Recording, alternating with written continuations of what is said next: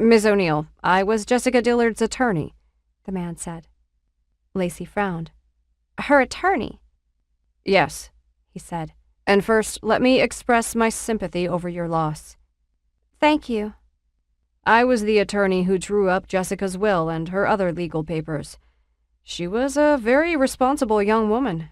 Amazing for her age, the way she took care of everything.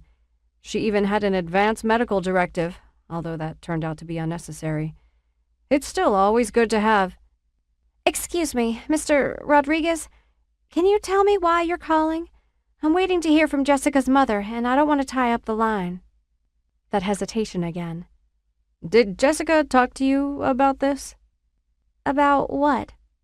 Her daughter Mackenzie's guardianship? Lacey searched her memory. As far as she could recall, it was a topic she and Jessica had never discussed. Why would they? Jessica was only 27. No, she said. Not that I remember. The attorney sighed. I'd hoped she discussed it with you long ago. She said she would. She wanted you to be Mackenzie's guardian if she were to die. Her guardian? You mean to make decisions about? She wanted you to raise her. Me? She felt a moment of panic. I live in North Carolina, and I'm not even related to her. Mackenzie has a grandmother, and Jessica had some very close friends out there. And I haven't even seen Mackenzie in 3 years. I've only seen her 3 or 4 times in her entire life. I understand, the attorney said. And Mrs. Dillard, Jessica's mother, was very upset when I told her about this last night.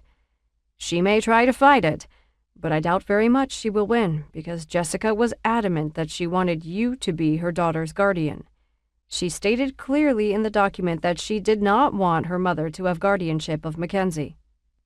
Lacey winced, thinking about how hurtful it must have been for Nola to hear those words. No wonder she hadn't returned her calls. But when did she make out this will? She asked. I mean, was it years ago? We were much closer friends years ago, so maybe...